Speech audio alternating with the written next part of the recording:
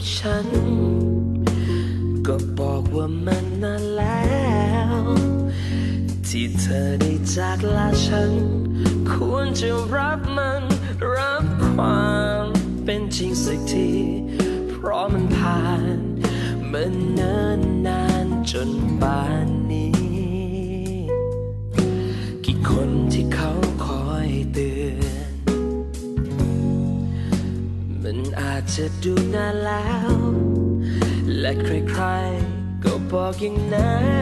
นอยากปล่อยวางจากเธอสักครั้งรอให้ภาพเธอลบเลือนหายไปสักทีฉันเฝ้ารอจนวันนี้แต่วันเวลา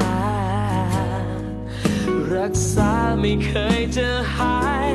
ไม่นานพอให้ลืมเสียทีไม่เคยรู้สึกเลยว่านานจำทุกเสี้ยวนาทีและเหมือนว่าเธอเพิ่งไปเมื่อวานไม่เคยนานจนพอให้ลืมไม่เคยรู้สึกเลยว่าจางหายความเจ็บในใจยังคงมันเหมือนเพิ่งเกิดเมื่อว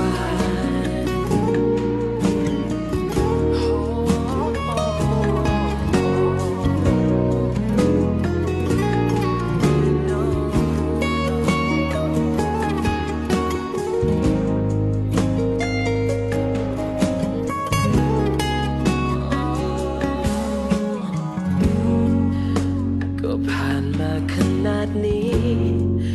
น่าจะดีกว่าในวันนั้นแต่ยังเป็นอยู่ในทุกครั้งตอนที่หายใจฉันยังต้องทรมานแม้จะนานขนาดไหนแต่วันเวลาช่วยเหลืออะไรได้ไหม